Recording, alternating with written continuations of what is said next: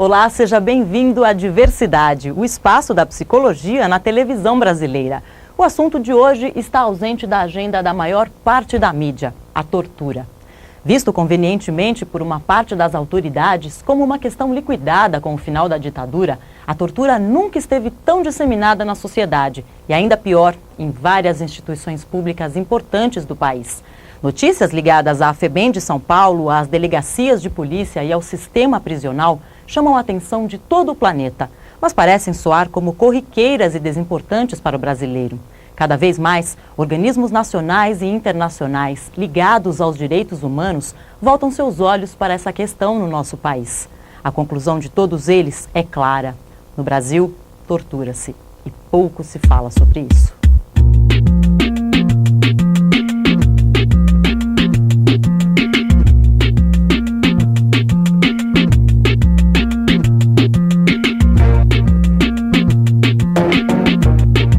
No programa de hoje você vai ver. Em São Paulo, o CRP participa de uma caravana para conferir de perto as notícias de maus tratos na FEBEM. No Opinião, a psicóloga Maria Auxiliadora Arantes fala sobre as sequelas da tortura. Você vai conhecer o trabalho de uma psicóloga com as famílias de crianças e jovens em situação de risco. E na entrevista, Graça Marquina Gonçalves recebe uma ativista da paz, Amélia Teles. Vamos começar ouvindo a voz das ruas. Diversidade foi saber da população o que ela imagina que seja a tortura. Peraí, bora tudo. Como uma pessoa precisa fazer para torturar outra pessoa? Eu acho que é o desprezo, né? Ofensas. Traição, falsidade. Ofendendo a pessoa com palavras, né? Ser indiferente a ela, eu acho. Batendo, machucando. Sei lá, enfiar a agulha nos dedos dela. Eu acho que a pior tortura é emocional mesmo, né? Tipo, não aceitar o que a pessoa é, tá entendendo? Com certeza. Se você não fazer aquilo, eu vou te entregar a você, né? Então, aí você tá com o rabo amarrado com a pessoa, você é obrigado a fazer um negócio pra pessoa porque você tá com o rabo amarrado, né? Então isso é uma tortura, né? Atingindo os pontos fracos dela. se você influencia na decisão de uma outra pessoa, eu acho que isso daí é uma tortura que é uma tortura interna. Acho que é pior, que acaba refletindo na sociedade como um todo, né? A pessoa desrespeitar o limite alheio, a pessoa não ter coerência com as coisas que ela vai dizer, machucar, acho que essa é a pior tortura. Às vezes a verdade dói, às vezes pode até ser levado como uma tortura, isso. Torturar? O barulho pode, com certeza. O barulho, a poeira, o transtorno no trânsito. Frescura, estar estresse é frescura, mano. Através de um assalto é uma tortura. É tanta violência que eu não sei te dizer. Aos políticos, o que faz com a gente. Você viver e não poder trabalhar para se sustentar, isso é a pior tortura. É excluir. Excluir a pessoa, botar ela à margem da sociedade é uma forma de torturar. É uma das formas mais pesadas assim, de torturar uma pessoa. Para comentar essas respostas, Diversidade convidou Paulo Endo. Paulo é psicanalista e professor doutor do Departamento de Psicologia da USP. É autor do livro A Violência no Coração da Cidade, um estudo psicanalítico publicado em 2005. Duas coisas importantes, né, que me chamaram a atenção, pelo menos. Uma coisa é que na resposta sobre o que é tortura, fica completamente embaçado a figura do torturador, né? Você não vê a figura do torturador. É um som, um barulho, é alguma coisa que me faz sofrer, etc e tal, mas a figura do torturador não aparece, parece não ser uma coisa importante na definição da tortura. E uma outra coisa que eu achei interessantíssimo é que e que nos leva a pensar, né? É que o que teria sido feito do ponto de vista da nossa experiência traumática com a tortura política para que ela não tenha, de alguma maneira, servido como para uma melhor definição do que é um processo de tortura na sociedade civil de maneira geral, né? Isso eu acho interessante porque se a gente pegar esses dois elementos conjuntamente, uma fraca definição do que é tortura, né?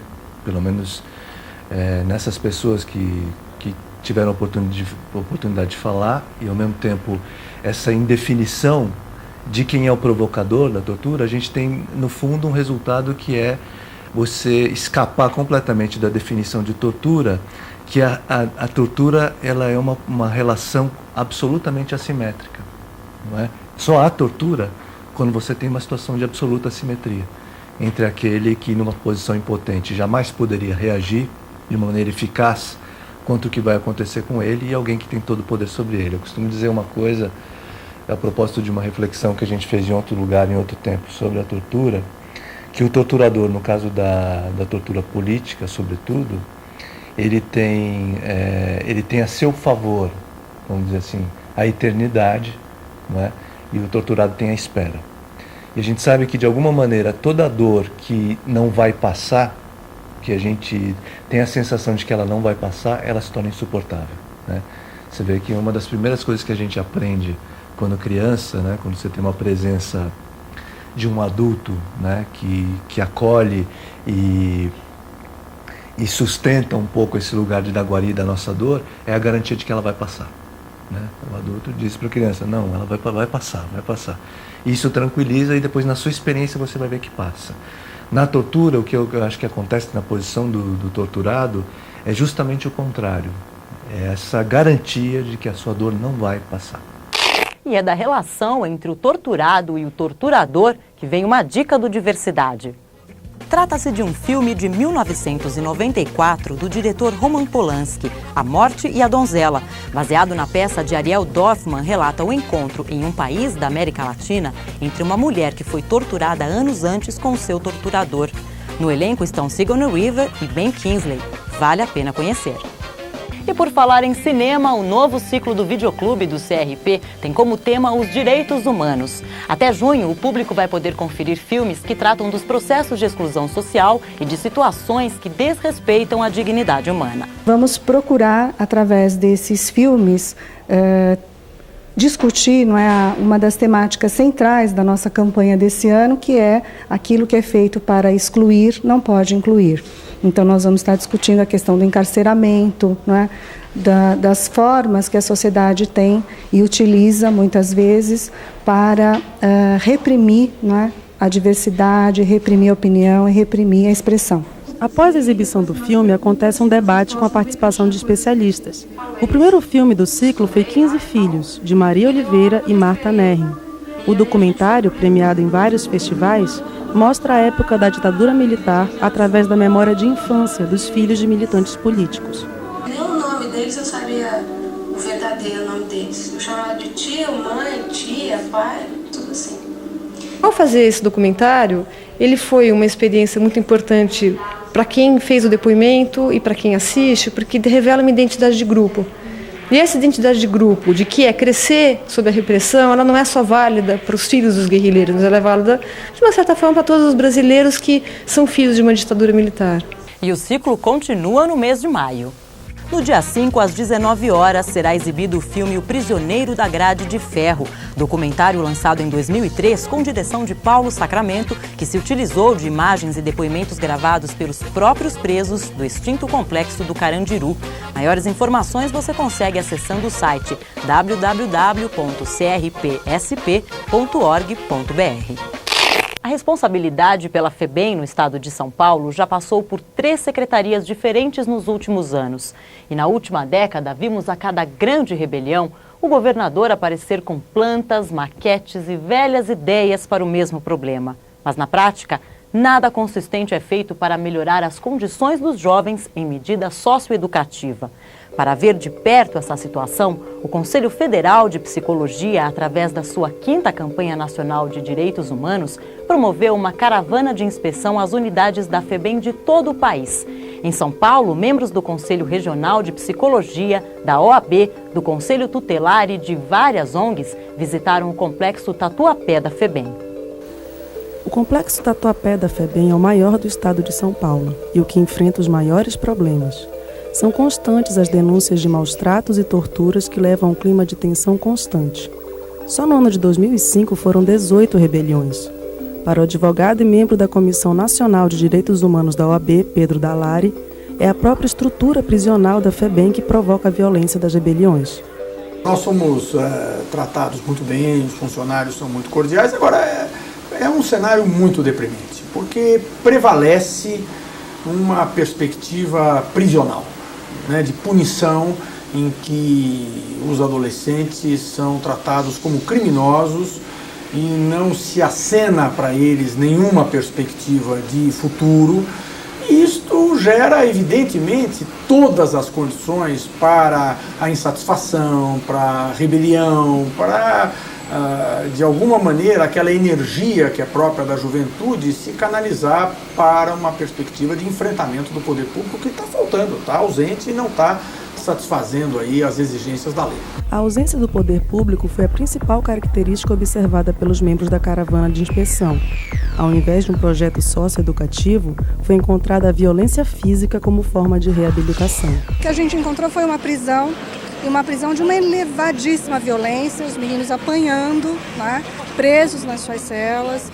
Então, os funcionários extremamente, se vendo também extremamente ameaçados, né?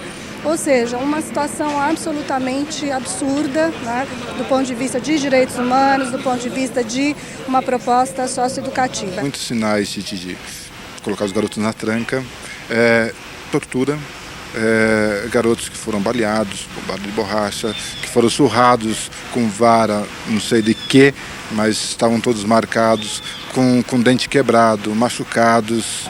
O Conselho Tutelar é o órgão responsável pela preservação dos direitos da criança e do adolescente.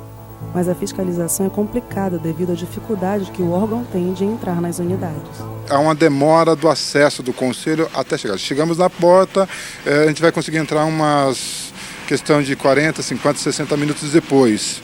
E a gente percebe que a coisa está muito maquiada, né? Inclusive, nessa última visita, nós presenciamos, assim, na primeira unidade que nós estivemos, né, os garotos falaram abertamente: nós só estamos aqui no pátio porque vocês vieram visitar. Segundo o direito brasileiro, o Estatuto da Criança e do Adolescente, o menor de idade infrator deve ter o tratamento diferenciado do adulto criminoso. Para Pedro Dallari, medidas como tentar diminuir a idade penal e adotar a punição carcerária para jovens e crianças são formas de encobrir um problema muito mais amplo. Eu acho que 18 anos é uma referência consolidada no direito brasileiro, no mundo inteiro é uma idade de referência adotada quase que de maneira unânime, e eu acho que é uma falsa discussão. O que nós temos é que dar perspectiva para os jovens, não é discutir de que maneira mais violenta ou mais truculenta eles vão ser tratados. Qual é que é a perspectiva disso dar certo, disso funcionar? Será que isso vai melhorar a vida da sociedade, né? Que sociedade é essa que a solução para os problemas da juventude é trancafiá-los, né? Não é uma sociedade sã, a sociedade está doente. No dia 5 de abril ocorreu mais uma rebelião no Complexo Tatuapé. 600 jovens participaram do conflito e 62 pessoas, entre internos e funcionários, ficaram feridos. Numa área de 200 mil metros quadrados, o Complexo do Tatuapé abriga mais de 1.200 jovens distribuídos em 18 unidades. No final de março, o governo de São Paulo deu início à desativação do complexo com a demolição da unidade 33. Mas para a maioria dos especialistas, a construção de novos prédios não diminui os problemas da FEBEM. Para isso, a mudança deve acontecer por dentro, na forma de pensar o tratamento dado aos menores infratores. Esse modelo, né, que é um modelo de grandes instituições, é um modelo que está sendo criticado há muitos anos. Né? Pelo menos há 15 anos temos o Estatuto, esse é o 16º ano do Estatuto, e esse modelo já foi comprovadamente, né, tido como um modelo absolutamente ineficiente. Né? Quer dizer, hoje, cada vez mais se pensa em instituições menores, instituições pequenas, onde tem um projeto educativo. As unidades menores são melhores que as maiores? A princípio, sim. Mas se a unidade menor reproduzir essa ausência de medidas socioeducativas mais efetivas e essa filosofia voltada para a repressão, voltada para a punição, pode-se fazer a unidade do tamanho que se quiser, que não vai funcionar. Ninguém passa incólume pela tortura. A violência desse ato desumano deixa marcas e essas nem sempre são visíveis. Quem fala sobre isso é a psicóloga Maria Auxiliadora Arantes, integrante do Departamento de Psicanálise do SEDE Sapiência. Maria Auxiliadora é fundadora e dirigente do Comitê Brasileiro pela Anistia, em São Paulo. Em 1999, lançou o livro Pacto Revelado, sobre a clandestinidade nos anos de chumbo da ditadura militar.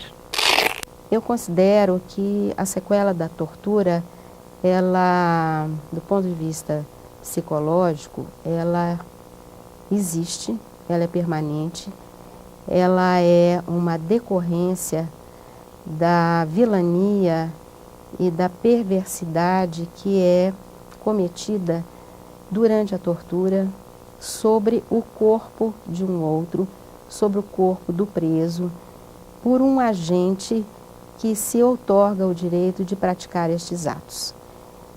E acreditando, como psicóloga, de que mente e corpo, o psíquico e o somático são uma unidade, não há nada que ocorra no corpo que não tenha uma inscrição psíquica e também nada que possa ser pensado que não tenha uma decorrência somática. Ora, a tortura é um ataque radical, é um ataque desumano, degradante sobre o corpo de um outro. Logicamente, as decorrências que ficam como sequelas desta experiência, elas são indizíveis, elas não são faláveis e muitas das pessoas que passam por esta experiência têm poucas oportunidades ou não se sentem em condições de comentá-las. E o sofrimento que decorre desse tipo de vivência, ele é absolutamente, eu acredito que o espaço de recuperação em relação a essa sequela, ele precisa ser processado e dificilmente alguém que passou por uma experiência dessa natureza processa essa dor no nível em que poderia deixá-la absolutamente esquecida desse momento. Na verdade, do ponto de vista psíquico, o esquecimento ele é impossível. Essa experiência de não se lembrar não quer dizer que o evento não tenha ocorrido. E eu parto então desse princípio de que uma experiência radical, degradante, ela permanece como uma lembrança que pode ser processada, mas muitas vezes permanece como uma dor. Tristemente, o assunto de novo é a FEBEM. Agora, a Diversidade vai mostrar o trabalho da psicóloga Luciana Matos com as famílias de jovens que estão trancafiados onde deveriam estar sendo educados. A AMAR, Associação das Mães e Amigos de Adolescentes em Situação de Risco, surgiu há 8 anos através da indignação de uma mãe que tinha um filho na FEBEM. Conceição Paganelli hoje é diretora deste grupo que apoia familiares de menores infratores. Aqui, os parentes de jovens internados na FEBEM encontram apoio tanto na capacitação para a geração de renda, como na conversa com outras pessoas na mesma situação. A psicóloga Luciana Matos trabalha há 3 anos na AMAR e é responsável por essas oficinas de reflexão que acontecem semanalmente. Segundo ela, a preocupação com o bem-estar físico dos menores é um dos temas mais recorrentes. Hoje a gente vive um momento que a questão da tortura está muito presente na FEBEM, então isso está muito presente nas reuniões. Os familiares vêm muito angustiados, encontram os filhos machucados, então isso é o que eles mais trazem. A gente tem uma programação para essas oficinas de reflexão e aí a gente tem temáticas, direitos humanos, violência, uso de drogas, fase posterior à internação, que é uma fase bem importante para a gente trabalhar. O atendimento aos familiares é diferente daquele dado aos menores que estão internos na FEBEM, mas para a Luciana os dois lados se cruzam, já que a família é a base de apoio do adolescente e por isso precisa ser fortalecida. O nosso foco aqui na AMAR é o trabalho com os familiares, então a gente precisa focar, fortalecer esses familiares que muitas vezes são esquecidos pela equipe da FEBEM que atua na internação, né? Então a gente cuida, a gente acolhe e a gente tenta estimular para também eles terem uma postura mais atuante, né? Porque às vezes a fragilidade também deixa a pessoa imobilizada, né? Sem atuação. Maria Aparecida Silva tem uma filha de 17 anos interna há 5 meses na FEBEM. É uma dessas mães que encontrou na AMAR o apoio que precisava. Aqui é um apoio que só pra gente mesmo, que sofre mesmo, que tem o coração magoado, rasgado de sofrimento, que encontra apoio aqui. A situação de ter um filho encarcerado já é traumática, mas as práticas utilizadas na FEBEM, como a tortura e os maus-tratos, tornam ainda mais difícil a vida dos familiares. São marcas que ficam para a vida toda e que não podem ser demolidas, como os prédios que abrigam esses menores. Certamente tem que ter uma reestruturação, uma mudança muito mais ampla do que a desativação. A desativação, a gente costuma dizer que eles desativam os prédios e colocam os adolescentes em outros lugares, mas que as situações de tortura, isso você não ativa e desativa, né? Não dá para você ativar e desativar uma marca, ou psíquica ou física que você deixou, né? Então, essa coisa que a FEBEM vem repetindo há anos de desativa e constrói outra. Isso você não consegue desativar dentro da pessoa, né? Nem dentro da família. Então a reforma tem que ser muito mais ampla do que simplesmente pegar um trator e desativar uma unidade. Porque com sentimento você não consegue tratorar depois, né? E para terminar o programa de hoje, a psicóloga Graça Marquina Gonçalves entrevista Amélia Teles. Amelinha, como é conhecida, é ativista política desde os 15 anos. Participou dos movimentos de resistência ao autoritarismo durante a ditadura militar, quando foi presa com toda a família. Amelinha se destacou também como articuladora para a criação da Comissão Municipal de Direitos Humanos da Câmara Municipal de São Paulo e fez parte da lista de 52 brasileiras que foram indicadas em 2005 ao Prêmio Nobel da Paz.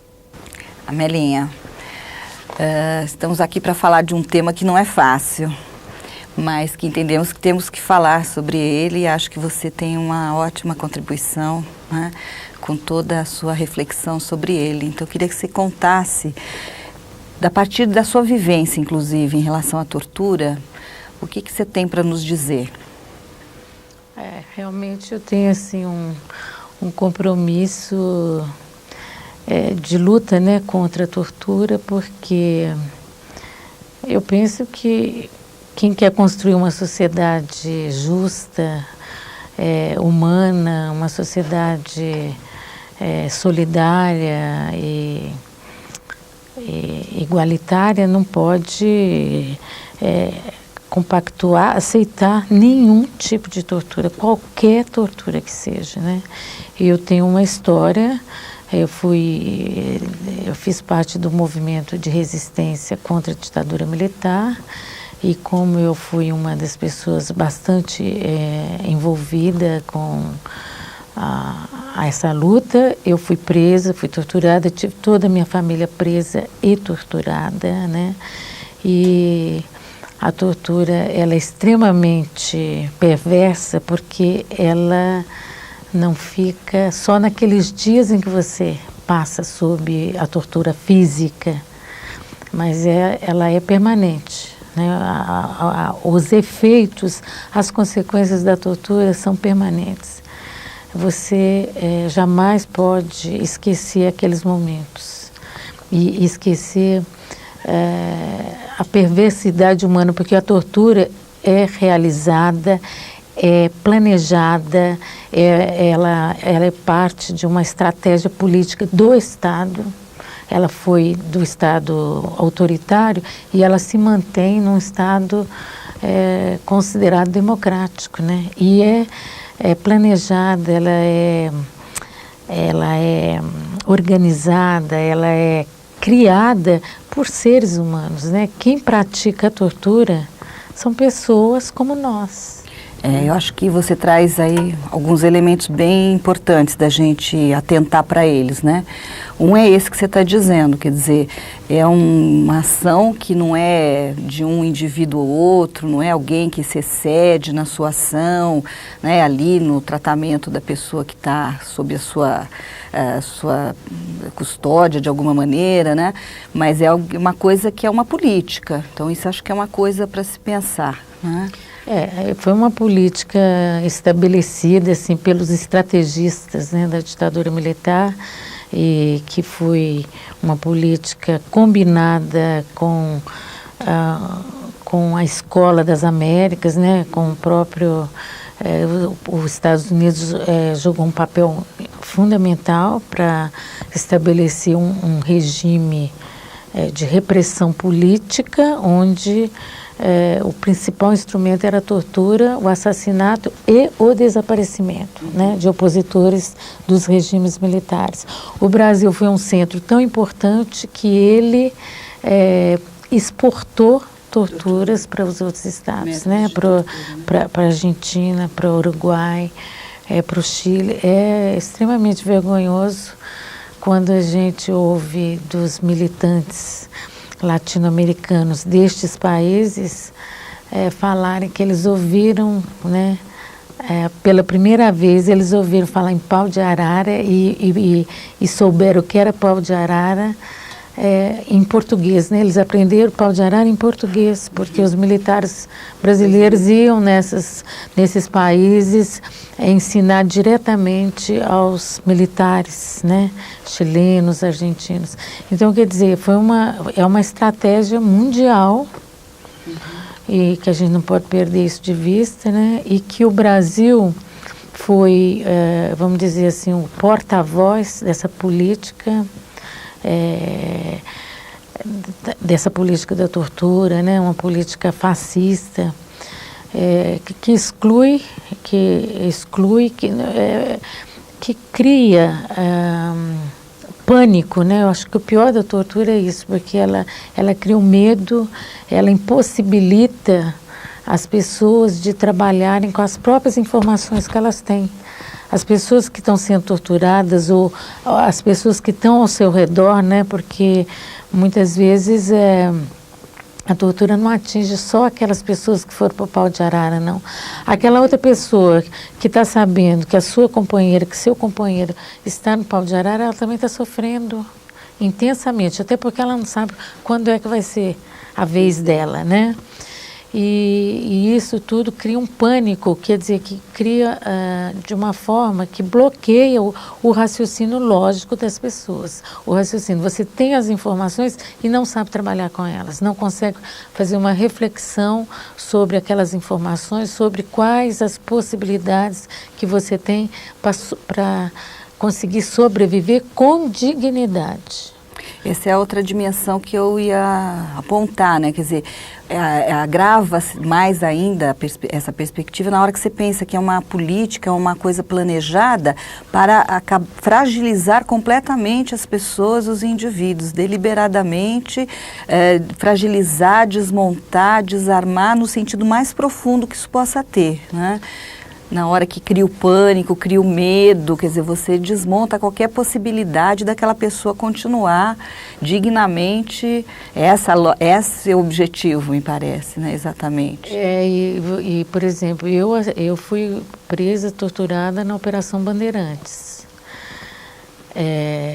Fui para o DOPS, fui para Carandiru, fui para vários presídios aqui na cidade de São Paulo.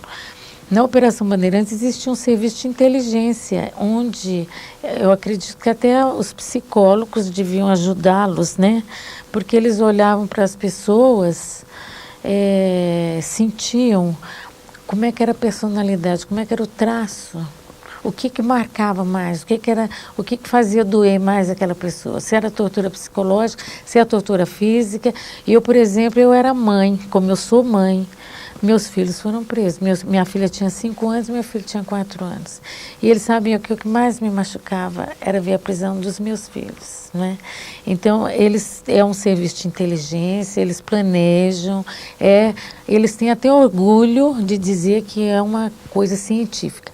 E isso foi há anos atrás, mas hoje a gente vê isso ainda continuando, né? Infelizmente, né? Até porque a tortura no Brasil nunca foi punida, né? Nós, na Constituição de 88, nós lutamos para que a tortura fosse crime imprescritível, e essa palavra imprescritível não foi aceita na Constituição, porque os militares torturadores sabiam que se fosse imprescritível, aquele crime do passado seria julgado agora no presente. Então, eles tiraram a palavra imprescritível, que a sociedade não percebeu. Porque é o seguinte, a tortura, o Estado planeja a tortura, faz toda essa estratégia de repressão, mas ele ganha a sociedade como cúmplice. A sociedade é cúmplice do Estado, na medida que ela não reage, ela não acompanha, ou até aplaude, né? A gente vê hoje muitas pessoas são torturadas.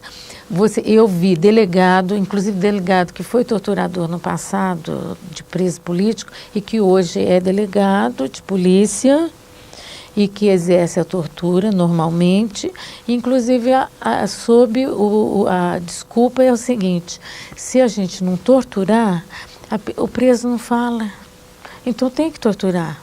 É uma questão, eu preciso da informação, então eu tenho que torturar, você entendeu? Quer dizer, justifica a tortura para obter informação. Não é por maldade, não é perversidade, entendeu? Quer dizer, o Estado faz questão de manter essa política, né, que tem outras formas de obter uma informação, que não a tortura. Mas para eles é mais prático, porque já existe né, o Brasil já escravizou e torturou negros 400 anos na sua história, então continuar torturando não tem problema. E às vezes, muitas vezes, a própria sociedade é conivente, sabe? Acha, mas afinal de contas fez isso mesmo, né? Aqui no Brasil tem esse chamado crime hediondo, que isso é um absurdo, porque crime é crime. Né? Não precisa qualificar. Não, todo crime, quando você fala assim, cometeu crime, cometeu coisa ruim. Claro. Crime é isto, certo? Por isso que já vai ser julgado, vai ser punido. Agora, criar essa figura do hediondo já é para criar mais ódio da população,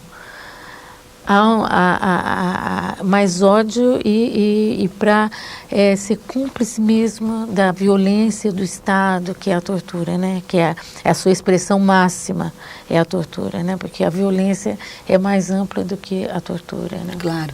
E aí eu acho que tem essa questão de ganhar, como você falou, a sociedade, ganhar a opinião pública, né? Até pelo lado assim emocional, quer dizer, se explora isso, né? Então se trabalha esse sentimento vingativo que as pessoas têm, né? Porque é isso que acaba imperando, né? Uma certa concepção de vingança. O jeito de consertar a sociedade é se vingar das pessoas que cometem crimes, né? E aí fica, entre aspas, aí normal, natural, torturar, porque é apoiado nessa ideia de que tem que ter o revide de alguma maneira, né? Isso banaliza, inclusive, não é, Amelinha, a questão da tortura? A tortura e a violência têm sido bastante banalizadas, né, na sociedade, extremamente, e isso é altamente comprometedor. Quer dizer, nós já vivemos uma sociedade em que, quer queira, quer não, está instalada uma guerra civil, né? Pessoas matam pessoas por nada, ou porque tem armas, ou porque, enfim, porque não estão satisfeitas. Quer dizer, nós vivemos num estado ou numa sociedade de extrema violência, né? E isto, com a permanência dessa política de Estado, hoje o Estado não diz que é para praticar a tortura, porque na ditadura existiam documentos, até documentos secretos, né? Porque eles têm vergonha do que fazem, porque documento secreto, quando você não pode ser transparente, que é o princípio fundamental de uma sociedade democratizada, é a transparência, né? Você mostrar o que você é, né? O Estado não pôde mostrar, fez decreto secreto, né? Que poucos sabiam, mas ali permitia a tortura. Fez também a pena de morte, né? Que a ditadura fez a pena de morte, embora ela nunca tenha tido coragem suficiente para levar ninguém via tribunal à pena de morte. Nós, opositores, fomos mortos nos porões da ditadura, sob tortura. Mas nunca a ditadura falou, condenei esse aqui à morte, estou levando lá para todo mundo assistir, entendeu? Como é feito em outros países. Aqui não. Aqui foi tudo feito na calada da noite, né, que a gente fala. Foi feito tudo nos porões da ditadura. Agora o Estado é democrático, existem leis, mas até parece que é quase que ingenuidade, ou parece absurdo a gente apelar pela aplicação das leis. Porque o que nós queremos, né, nós que lutamos contra a tortura, nós lutamos pela erradicação da violência e da tortura, né? Eu sou da Comissão de Familiares de Mortos e Desaparecidos Políticos, nós buscamos a responsabilidade por esses crimes para justamente impedir o que está acontecendo, que é a banalização da violência, banalização da tortura, né? E até nos propomos a lutar pela erradicação da tortura, porque se a tortura foi uma invenção do ser humano, portanto, nós podemos inventar uma sociedade sem tortura. Claro. Depende de nós, né? Não vai depender de ninguém, depende de nós. Eu acho que isso a gente tem que colocar muito claro na nossa cabeça, né? Ter essa conduta, essa postura. Nós não podemos aceitar, nós não aceitamos, nós não queremos. E hoje o Estado tem leis que protegem as pessoas contra a tortura. Mas quando você apela pelas leis, parece que você está pedindo um absurdo. A lei foi aprovada democraticamente nos fóruns legislativos, onde se elaboram, onde se formula leis. Nós batalhamos para que essas leis fossem aprovadas. A sociedade, ou pelo menos parte da sociedade, nos acompanhou, aceitou. E agora, cumprir lei é absurdo? Não, nós queremos que seja cumprida a lei, sim. E pode, sim, fazer um interrogatório às pessoas suspeitas de terem cometido crimes sem a tortura psicológica e física. Depois olha, o ser humano é muito inteligente, muito criativo. Tem métodos realmente científicos que podem produzir informações sem o sofrimento. É isso que você está falando, é muito importante. Nada é sempre assim, necessariamente assim. Você tem condições de estar criando uma outra concepção, de estar fortalecendo uma outra concepção. A gente até tem instrumentos, é isso que você está dizendo, né? Tem. Enquanto leis que já apontam para um outro tipo de sociedade. Nós temos uma lei contra a tortura, essa lei que foi regulamentação do princípio constitucional, porque a tortura é crime no Brasil. Né? E, no entanto, quem pratica tortura, principalmente quem pratica, são os próprios agentes públicos, quer dizer, que são os agentes do Estado. Né? Agora, mais do que denunciar isso, a gente precisa também trabalhar essa concepção de uma outra forma de sociedade, uma outra forma de relação entre as pessoas com todo mundo, né? Quer dizer, acho que é um trabalho ali cotidiano, né? De não só apontar essas questões da parte do Estado, mas está trabalhando com a população, qual é o tipo de concepção em que se baseia, qual é o tipo de sociedade que se quer, né? Acho que esse é um trabalho, mas que não pode parar, né? Porque nada está garantido. É um trabalho cotidiano, né? E tem que exigir do Estado também. A gente não pode aceitar que os governos, todos os governos tidos como democráticos no Brasil, nenhum apurou os crimes da ditadura. Assim como tem dificuldade de apurar os crimes que são cometidos hoje nas delegacias, na FEBEM, enfim, nos quartéis, nos quartéis, as chacinas que são feitas por militares. Nós estamos aí com crimes e com massacres, né? Nós temos massacres enormes e que não são apurados. E o Brasil está sendo considerado um dos países em que mais há violação dos direitos humanos no mundo. Então, quer dizer que nós temos que mudar nosso comportamento, nós temos que conscientizar a população e também cobrar do governo uma postura realmente democrática. Nós queremos do governo só que ele cumpra a lei, não precisa fazer mais nada, cumpra a lei. Exato. Tá bom, Melinha, acho que foi bom, a gente tem aí muito o que fazer, né? Vamos em frente. E Diversidade fica por aqui.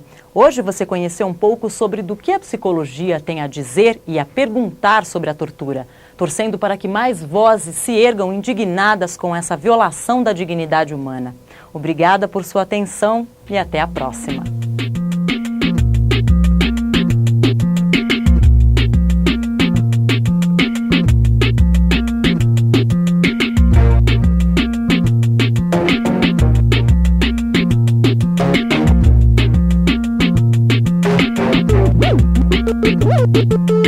Woo!